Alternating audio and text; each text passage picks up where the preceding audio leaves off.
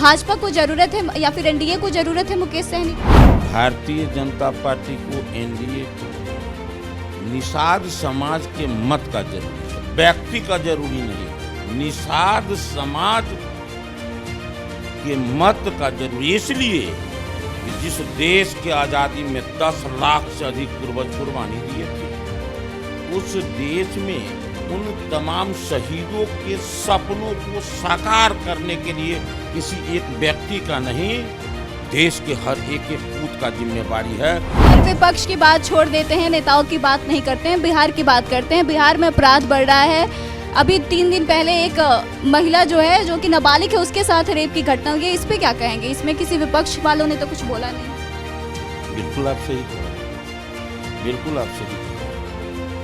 इससे पहले बांग्लादेश में, बंगाल में घटना घटती है, देख रहे हैं, पूरा देश और दुनिया देख रहा है। वहाँ की सरकार क्या कर रही है? हिंदू सुरक्षित है, शर्म नहीं लगता है और न भय लगता है बोलते हुए। कुकर्मी सबको, पापी सबको, भूल गया अपने देश के उन तमाम शहीदों को जिन्होंने अपने खून की आहुति देकर देश को आजादी दिलाकर गए थे। कहते क्या है? बांग्लादेश में हिंदू सुरक्षित है, कोई वहाँ तकलीफ नहीं है। रे बेईमान, भ्रष्ट, ईमानखोर, जाके देखो, सरहद पर जाके देखो कि वहाँ पर लोग जो है सो इकट्ठा होकर वहाँ से घर द्वार छोड़ के भागना चाह रहे हैं।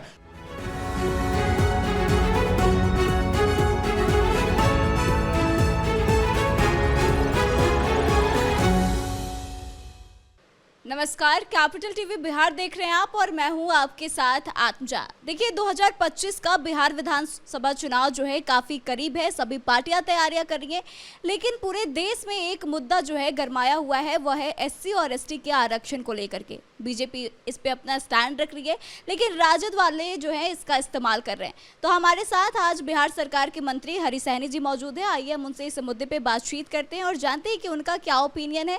साथ ही बिहार की राजनीति से जुड़े कुछ और मुद्दों पर भी बातचीत करेंगे। सर, आपका बहुत बहुत स्वागत। बहुत बहुत धन्यवाद। सर, जो एससी एसटी आरक्षण को लेकर बातचीत चल रही है, क्रीमी लेयर की बात चल रही है, तो इस पे आपके ही एनडीए में शामिल 2 मंत्री जो हैं, जीतन राम मांझी और चिराग पासवान, दोनों के ओपिनियन अलग अलग हैं। आप इस पे क्या सोचते हैं? दुनिया के सबसे लोकप्रिय नेता, गरीबों के मसीहा, भारत के यशस्वी प्रधानमंत्री युग पुरुष नरेंद्र भाई मोदी जो कहते हैं वो करते हैं। वो कहते हैं कि मेरे रहते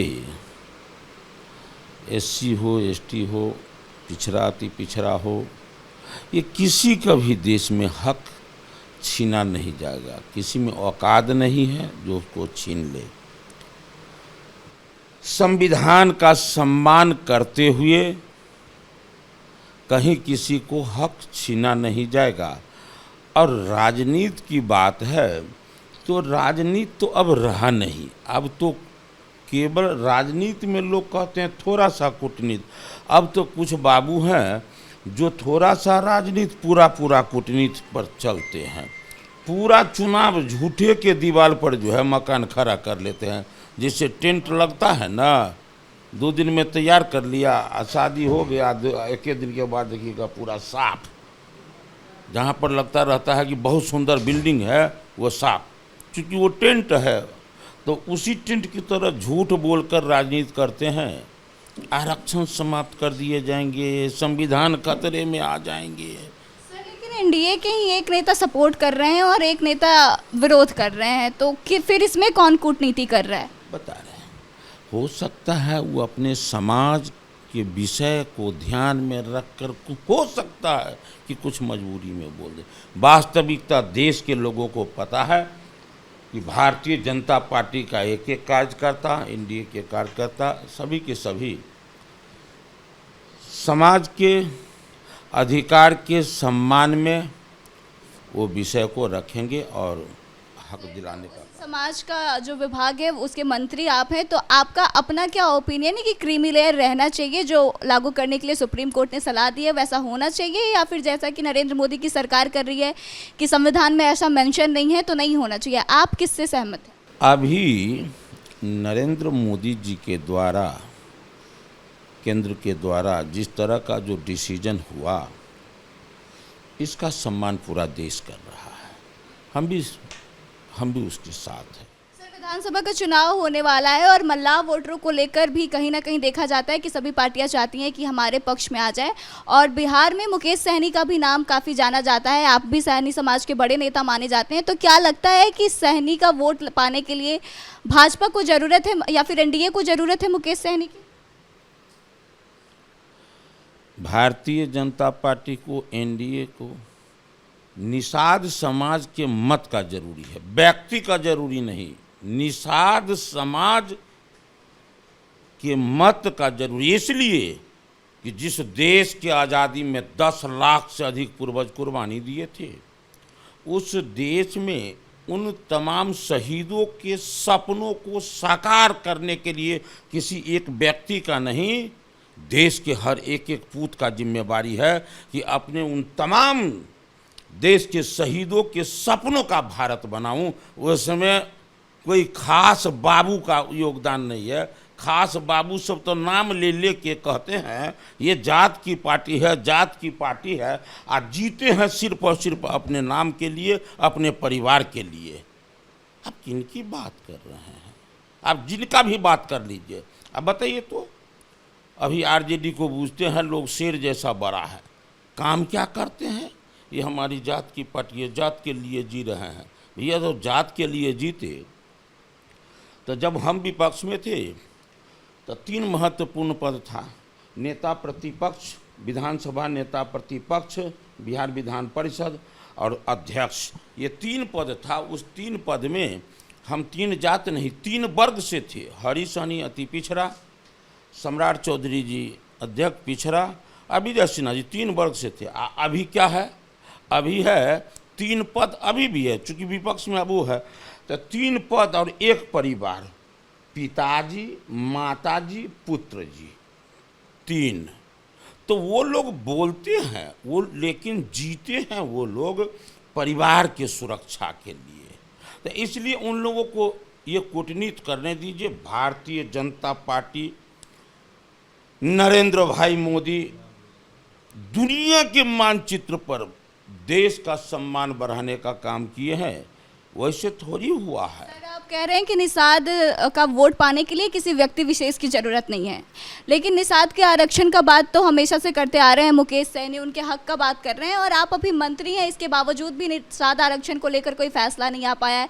मछुआरों को जो मुआवजा मिलना था उस पर भी फैसला नहीं। हमसे पहले तो आ गए थे मुकेश बाबू तक। अभी आप हैं, आप बोले हैं। देखिए, एक बात जरा ध्यान रखिए, आप बुझिए कि मैं देश का पूत हूँ, इस भावना को रखिए। केवल हम मीडिया हैं और हम लोग तो सब मिल के देश को ऐसा बना रहे हैं। कैसा बना रहे हैं? कहते हैं कि बांग्लादेश में हिंदू सुरक्षित है, शर्म नहीं लगता है और न भय लगता है बोलते हुए। कुकर्मी सबको, पापी सबको, भूल गया अपने देश के उन तमाम शहीदों को जिन्होंने अपने खून की आहुति देकर देश को आज़ादी दिलाकर गए थे। कहते क्या हैं? बांग्लादेश में हिंदू सुरक्षित है, कोई वहां तकलीफ नहीं है। रे बेईमान, भ्रष्ट, ईमानखोर, जाके देखो, सरहद पर जाके देखो कि वहां पर लोग जो है सो इकट्ठा होकर वहां से घर द्वार छोड़ के भागना चाह रहे हैं। ये क्या है? नेताओं के कहने पर चलिएगा और नेताओं को दीजिएगा केवल मैक बढ़ा के बोलने के लिए कि बोलो बोलो बाबू, तुमको जो मन है बोलो। सर, विपक्ष की बात छोड़ देते हैं, नेताओं की बात नहीं करते हैं, बिहार की बात करते हैं। बिहार में अपराध बढ़ रहा है। अभी 3 दिन पहले एक महिला जो है, जो कि नाबालिग है, उसके साथ रेप की घटना हुई है। इस पे क्या कहेंगे? इसमें किसी विपक्ष वालों ने तो कुछ बोला नहीं है।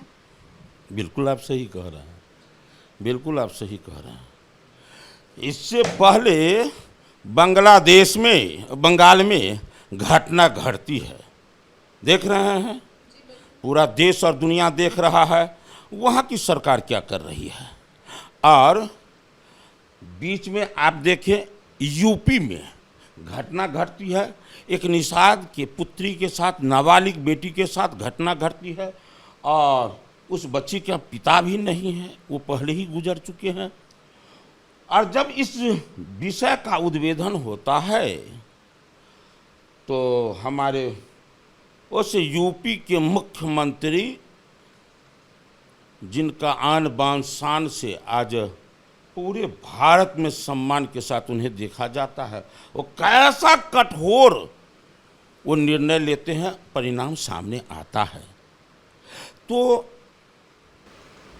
वो सामने आता, सब देखता है। आज बिहार में आप घटना दुर्घटना की बात करते हैं, भाई मुकेश सहनी के पिताजी का निर्मम हत्या होता है, पूरा बिहार नहीं पूरा देश देखा है।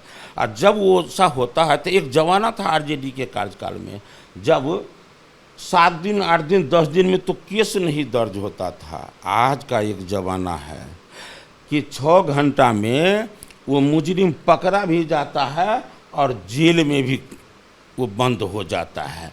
तो घटना घटित होगी, कार्रवाई क्या हो रहा है। उस जमाने को याद कीजिए कि जब सरकार जो है अपने पोषित गुंडों को सुरक्षित रखने के लिए पूरा ताकत लगा देता था उसको बचाने के लिए। आज का एक समय है कि सरकार उस मुजरिम को पकड़ने के लिए पूरा ताकत लगा। ये अंतर है।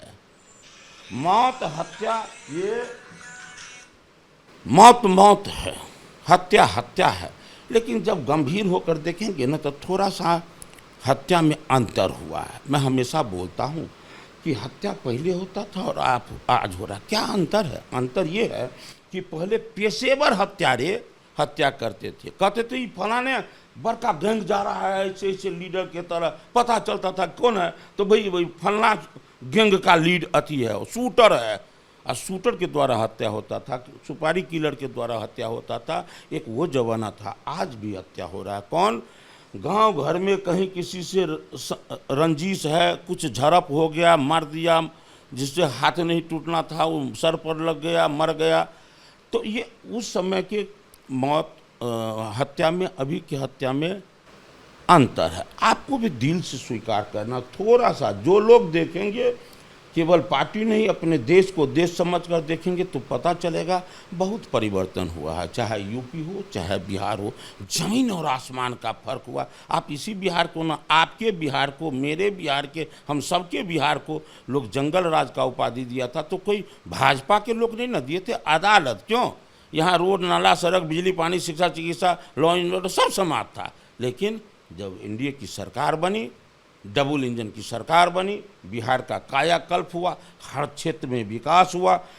निश्चित रूप से वर्तमान समय में भी व्यवस्था में सुधार हुआ है और जो कोई गलत करेंगे वो बाबू पकड़े जाएंगे, जेल में ठूंसे जाएंगे। उसके लिए वो निश्चिंत रहे, कोई माई का लाल पहले के तरह उनको बचाने वाला कोई नहीं मिलेगा। और ये सब बिहार की जनता देख रही है। 2025 के चुनाव में इसका परिणाम भी बेहतर होगा। जो बिहार का विकास करेगा, जो देश में देश का रक्षा, धर्म की रक्षा, संस्कृति की रक्षा का बात करेगा, आम जनता मतदातागण उनको चुनने का काम करेगा। 2025 में बेहतर चुनाव हो। धन्यवाद। तो देखिए हमारे साथ मंत्री हरीश सहनी जी थे, उन्होंने क्या कुछ कहा है विधानसभा चुनाव की तैयारी को लेकर, साथ ही सहनी पॉलिटिक्स पर भी उन्होंने बड़ी बात कही है। तो आप इस पे क्या विचार रखते हैं? साथ ही बिहार में जो अपराध को लेकर हमने बातचीत करी है उस पर भी उन्होंने अपना ओपिनियन शेयर किया है। तो इस पर आपकी क्या राय है? आप जरूर शेयर करें वीडियो को और लाइक भी करें। और आगे की तमाम अपडेट्स के लिए देखते रहे कैपिटल टीवी बिहार। धन्यवाद।